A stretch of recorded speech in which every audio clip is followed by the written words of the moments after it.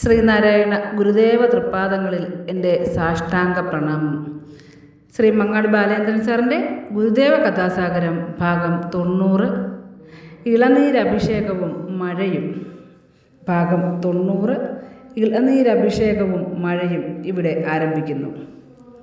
തലശ്ശേരിയിലെ കൊട്ടിയൂർ ക്ഷേത്രം എന്നറിയപ്പെടുന്ന തൃച്ചംബരത്ത് ക്ഷേത്രത്തിൽ എല്ലാ ഇടവമാസത്തിലും നടക്കുന്ന ഇളനീരഭിഷേകം വളരെ പ്രസിദ്ധമാണ്. ആയിരക്കണക്കിന് ഭക്തജനങ്ങൾ ഒരാഴ്ചത്തെ വ്രതം നോറ്റാണ് ഇളനീരഭിഷേകത്തിനുള്ള ഇളനീർ കാവുകളുമായി തൃച്ചംബരത്ത് ക്ഷേത്രത്തിൽ എത്തിച്ചേർന്നിരുന്നത്. ആ വകയിൽ വലിയൊരു വരുമാനം ക്ഷേത്രത്തിന് ലഭിച്ചിരുന്നു. അതേ മാതൃകയിൽ അതേ ദിവസം തന്നെ തലശ്ശേരി ജഗന്നാഥ ക്ഷേത്രത്തിലും ഇളനീരഭിഷേകം നടത്തുന്നതിനുള്ള ഏർപ്പാടുകൾ ഉണ്ടാക്കണമെന്ന് ഗുരുദേവൻ ക്ഷേത്രം ഭാരവാഹികളോട് നിർദ്ദേശിക്കുകയുണ്ടായി. ആ വിവരം അറിഞ്ഞപ്പോൾ എല്ലാവർക്കും വലിയ ഉത്സാഹമായി. എന്നാൽ ഒരു കൂട്ടം ആളുകൾ ഗുരുദേവൻ്റെ നിർദ്ദേശത്തെ ധിക്കരിച്ച് വീണ്ടും ഇളനീർ കാവുകളുമായി കൊട്ടിയൂരിലേക്ക് തന്നെ പോയി. അക്കൊല്ലം ഉണ്ടായ കനത്ത മഴയിലും വെള്ളപ്പൊക്കത്തിലും പെട്ട് അവരിൽ ചിലരെല്ലാം ഒഴുകിപ്പോയിരുന്നു. അതോടെ ജനങ്ങൾക്ക് ഗുരുദേവനുള്ള ഭക്തിയും വിശ്വാസവും അങ്ങേയറ്റം വർദ്ധിച്ചു.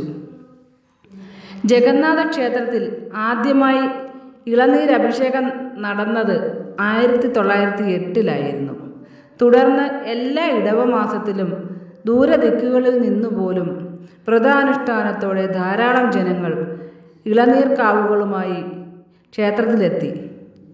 ആ ഇനത്തിൽ ക്ഷേത്രത്തിൽ വന്നു ചേരുന്ന പണം സാധുക്കളുടെ ജീവിതോന്നമനത്തിനും നിർധരനായ കുട്ടികളുടെ പഠനത്തിനും വേണ്ടി ചിലവഴിക്കണമെന്ന് ഗുരുദേവൻ ആജ്ഞാപിച്ചു. 1912 ഇളനീരഭിഷേകം അടുത്തു വന്നപ്പോൾ അക്കൊല്ലത്തെ അഭിഷേകം ഗുരുദേവനെ കൊണ്ട് നടത്തിക്കണമെന്ന് ക്ഷേത്ര നടത്തിപ്പുകാരും ഭക്തജനങ്ങളും ഒരുപോലെ ആഗ്രഹിച്ചു. അതനുസരിച്ച് ഗുരുദേവനെ ക്ഷണിച്ച് തലശ്ശേരിയിലേക്ക് എഴുന്നള്ളിക്കാനായി ഗുരുഭക്തനും ന്യായാധിപനുമായിരുന്ന ശ്രീമാൻ CV ഗോപാലൻ ആലുവായിലേക്ക് യാത്രയായി. ആലുവായിൽ അദ്വൈതാശ്രമം സ്ഥാപിക്കാൻ ഉദ്ദേശിച്ചിരുന്ന വടാരത്തു തോപ്പിലായിരുന്നു അപ്പോൾ ഗുരുദേവൻ വിശ്രമിച്ചിരുന്നത്.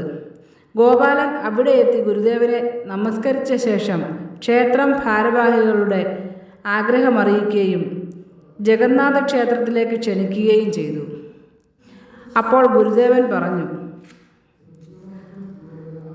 അദ്വൈതാശ്രമത്തിനായി ഈ സ്ഥലം സേട്ടുവിൽ നിന്ന് വാങ്ങുവാൻ നാം തീർച്ചപ്പെടുത്തിയിരിക്കുകയാണ്.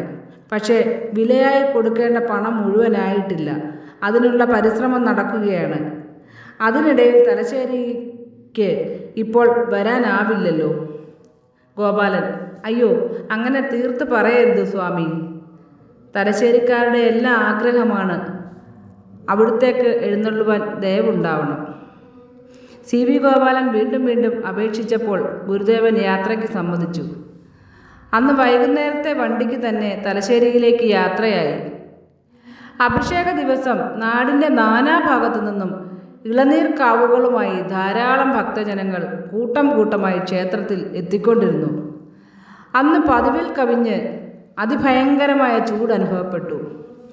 എല്ലാ കൊല്ലവും അഭിഷേകത്തിന് കനത്ത മഴയുണ്ടാവുക പതിവായിരുന്നു.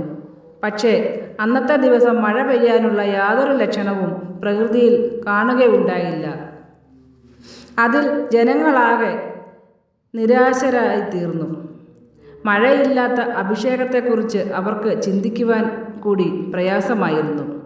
ഈ പ്രയാസം ഗുരുദേവന് മുന്നിൽ ഉണർത്തിച്ചാൽ എന്തെങ്കിലും പരിഹാരമുണ്ടാക്കാതിരിക്കില്ലെന്ന് ചിലരെല്ലാം അഭിപ്രായപ്പെട്ടു. എന്നാൽ ഗുരുദേവനോട് ഇത് ആര് പറയും? അവർ തമ്മിൽ ആലോചിച്ചു. ഒടുവിൽ മടയമ്പത്ത് മന്ദൻ റൈറ്റർ എന്നയാൾ ആ നിയോഗം സ്വയം ഏറ്റെടുത്തു. റൈറ്റർ ഗുരുദേവന് മുന്നിലെത്തി വിനീതനായി അപേക്ഷിച്ചു, ഞങ്ങൾക്ക് വളരെ സങ്കടമുണ്ടാക്കുന്ന ഒരു കാര്യം ഉണർത്തിപ്പാനുണ്ട് സ്വാമി. ഗുരുദേവൻ: സങ്കടമുള്ള കാര്യമോ? പറയാമല്ലോ. റൈറ്റർ: എല്ലാ കൊല്ലവും ഇളനീർ വെക്കുമ്പോൾ കനത്ത മഴയുണ്ടാവുക പതിവുണ്ട്. മഴ നനഞ്ഞുകൊണ്ട് വേണം ഭക്തജനങ്ങൾക്ക് ഇളനീർ വെക്കാൻ. ഗുരുദേവൻ: അതിനിപ്പോൾ നാം എന്തു ചെയ്യും? മഴയുണ്ടാക്കുന്നത് അല്ലയോ? റൈറ്റർ: ഉടനെ ഒരു മഴയ്ക്കുള്ള ലക്ഷണമൊന്നും കാണുന്നില്ല.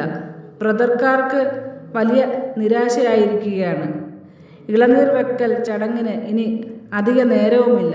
കൊട്ടിയൂരിൽ ഈ നേരത്ത് മഴ പെയ്യുക സാധാരണമാണ്. ഗുരുദേവൻ: ഓ, എന്നാൽ ഇന്ന് മഴ പെയ്യുമെന്ന് നാം പറയണമോ? റൈറ്റർ: അവിടുന്ന് കൽപ്പിച്ചാൽ മഴയുണ്ടാകും. ഗുരുദേവൻ: വിശ്വാസമുണ്ടല്ലോ, കൊള്ളാം. ഗുരുദേവൻ മഴയെപ്പറ്റി പിന്നീടൊന്നും പറഞ്ഞില്ല. റൈറ്റർ പുറത്തേക്ക് വന്നു. ഗുരുദേവൻ്റെ സംഭാഷണം എല്ലാവരെയും അറിയിച്ചു. ഗുരുദേവൻ മഴ പെയ്യുമെന്ന് കൽപ്പിച്ചില്ലല്ലോ എന്ന് പറഞ്ഞ് ചിലർ സങ്കടപ്പെട്ടു. കൊട്ടിയൂരിൽ മഴ പെയ്താൽ ഇവിടെയും മഴ പെയ്യും എന്നാണല്ലോ ഗുരുദേവൻ പറഞ്ഞതിൻ്റെ പൊരുളെന്ന് മറ്റു ചിലരും പറഞ്ഞു. അപ്പോഴേക്കും അവിടമാകെ തണുത്ത കാറ്റ് ശക്തമായി വീശുവാൻ തുടങ്ങി. കുറച്ചു നേരം കഴിഞ്ഞതോടെ ചെറുതായി മഴ വീണു. ക്രമേണ ആ മഴ കനത്ത് വന്നു. ഒടുവിൽ 1.5 മണിക്കൂറോളം മഴ ഒരേ നിലയിൽ നീണ്ടുനിന്നു. ആ മഴയിൽ ഇളനീരഭിഷേകം അങ്ങേയറ്റം ഭക്തി നിർഭരമായി നടന്നു. ഗുരുദേവൻ്റെ ദിവ്യത്വമാണ് അതിനു പിന്നിലെന്ന് എല്ലാവരും ഉറച്ചു വിശ്വസിച്ചു. നാരായണ ഗുരുവേ, എൻ്റെ സത്യപ്രകാശമേ നീ, പാരിൽ പ്രകാശമേകാൻ പിറന്നൊരു വാടാമലരല്ലേ നീ.